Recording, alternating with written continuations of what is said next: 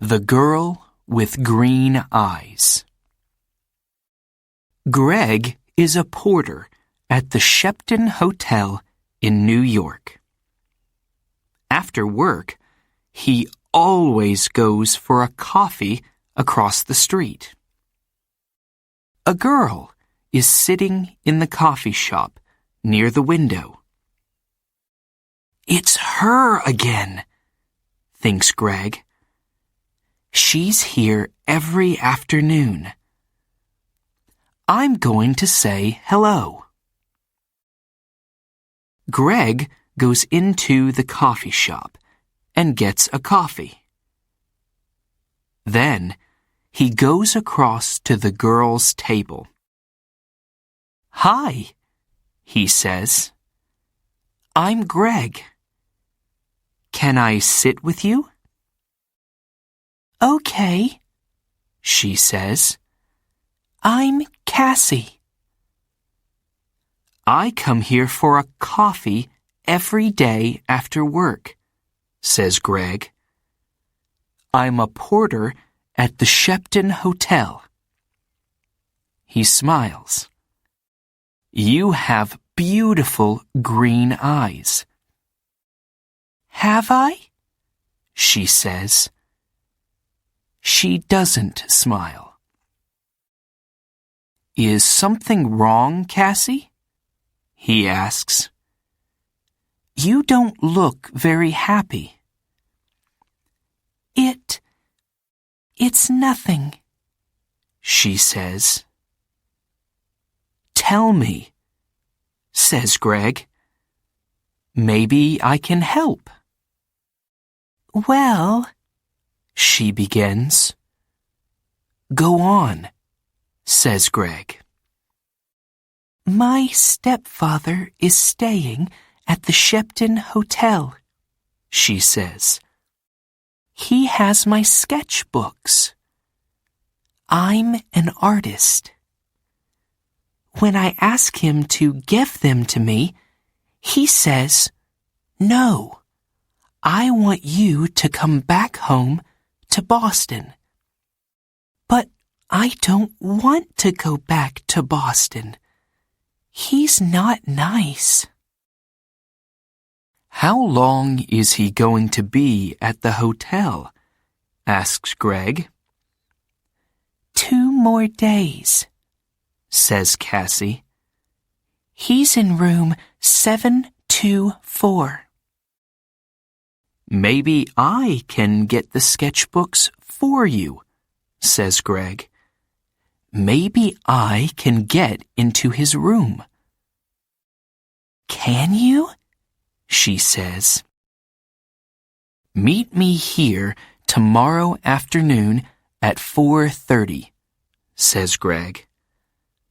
"Okay, thank you," says Cassie. "Thank you very much."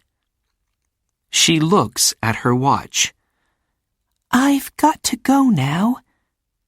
See you tomorrow." When Cassie gets back to her hotel room, she makes a telephone call. "Hello?" she says. "It's me." "It's okay. The boy's going to do it." "Yes, I'm going to get them from him tomorrow afternoon." "Okay, I can meet you there the morning after, at 10 a.m. Don't forget to bring the money, $2,000.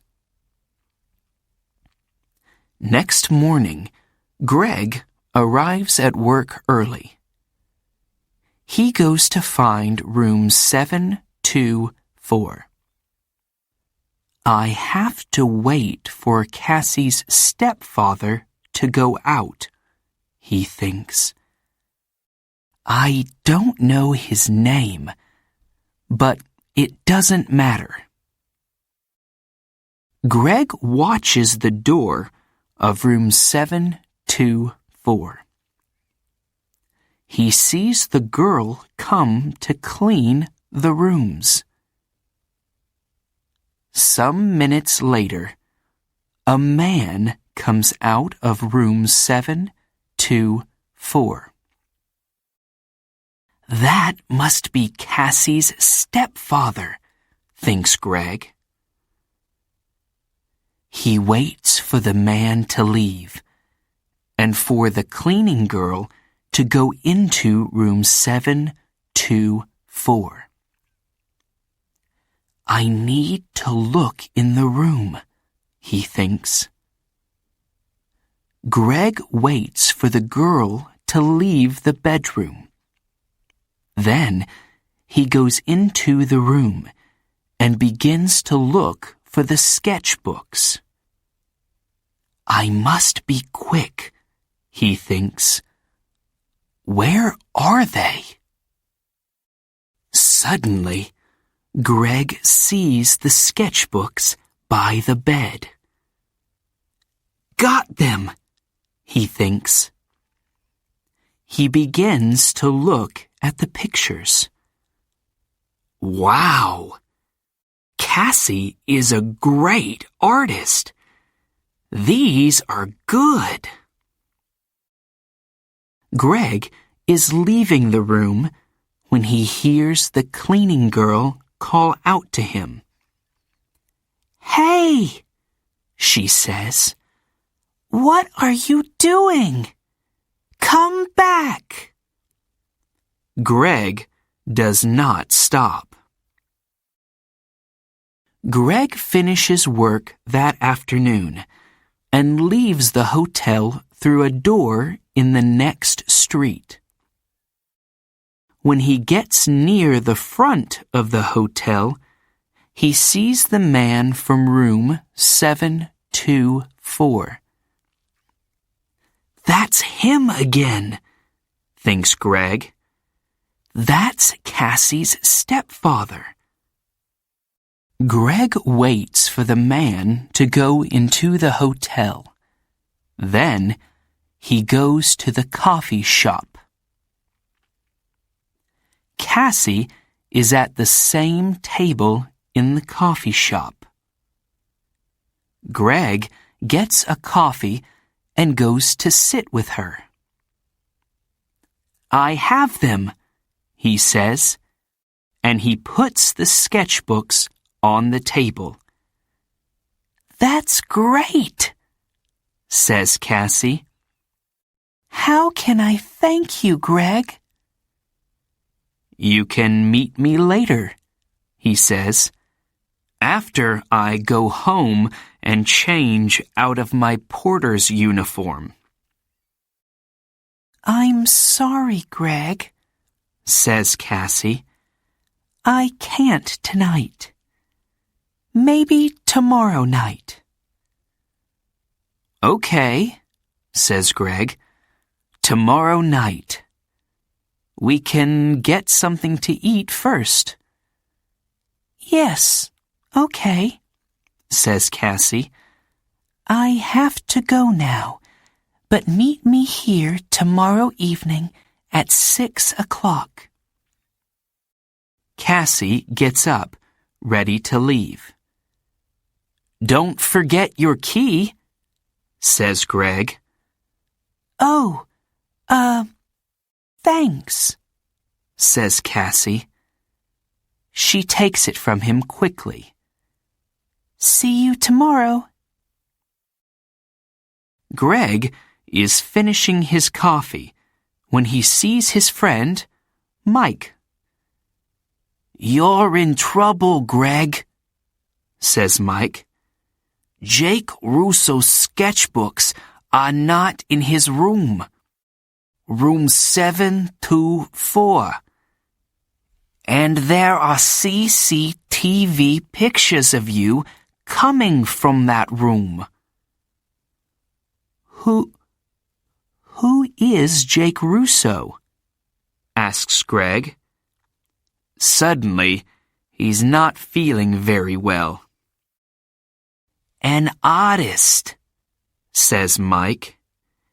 His pictures sell for thousands of dollars, and his sketchbooks sell for thousands too. Do you have them? Asks Mike. No, a girl has them, says Greg. What girl? Asks Mike.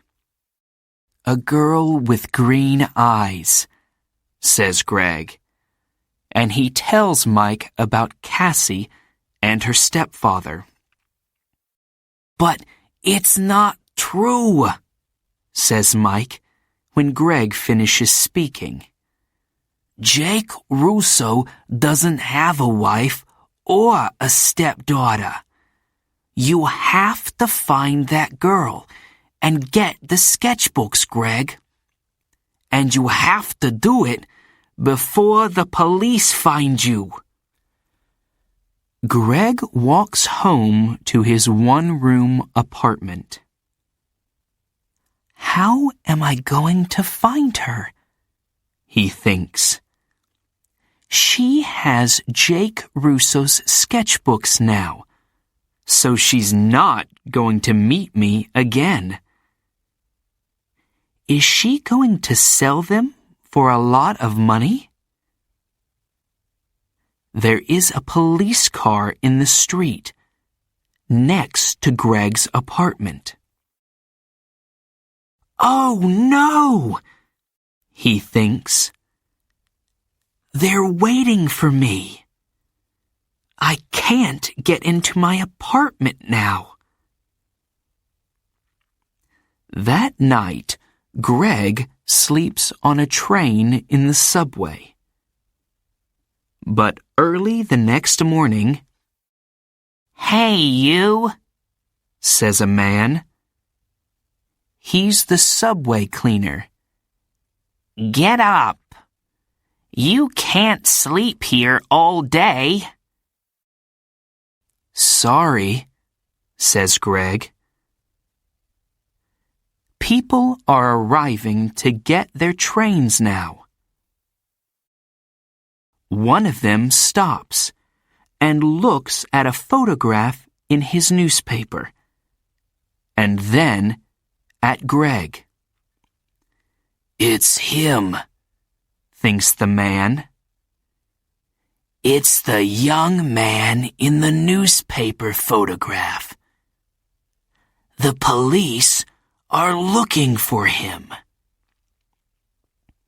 Suddenly, Greg sees the man looking at him.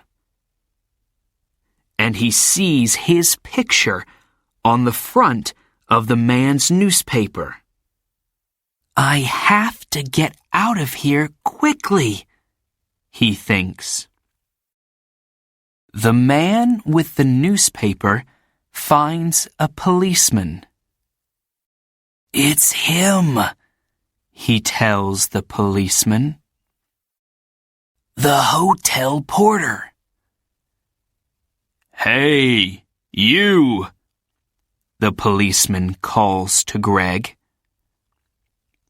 Greg runs. Stop, calls the policeman. Greg doesn't stop. I have to get out of this uniform, thinks Greg. People know I'm the porter. Maybe Mike can give me something different to wear. When he gets to Mike's apartment, Mike opens the door. I need something to wear, Greg tells him. I can't go back to my apartment. My picture's in the newspaper, and... Yes, I know, says Mike.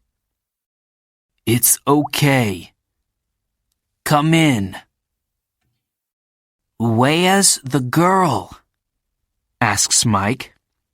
Do you know? No, says Greg. What can you remember about her?" says Mike. "There must be something to help you find her."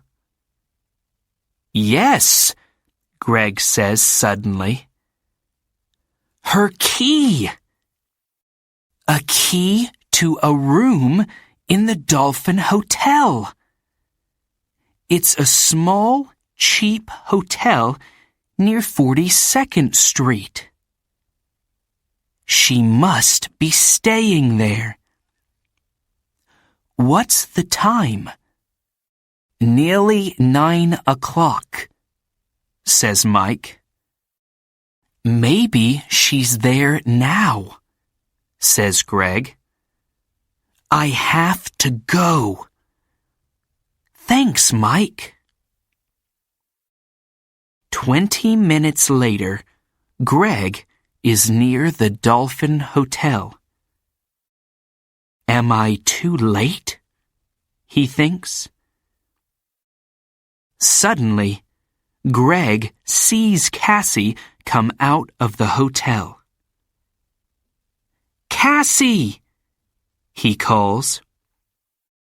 "Wait! I have to talk to you." Cassie sees him, but she doesn't stop. There is a car waiting for her. She says something to the driver and gets into it quickly. "Oh no!" says Greg. "Pier 83, says an old man in the street. Greg looks at him. "What?" "The girl is going to Pier 83, West 42nd Street, for the Circle Line boat," says the old man. Greg smiles.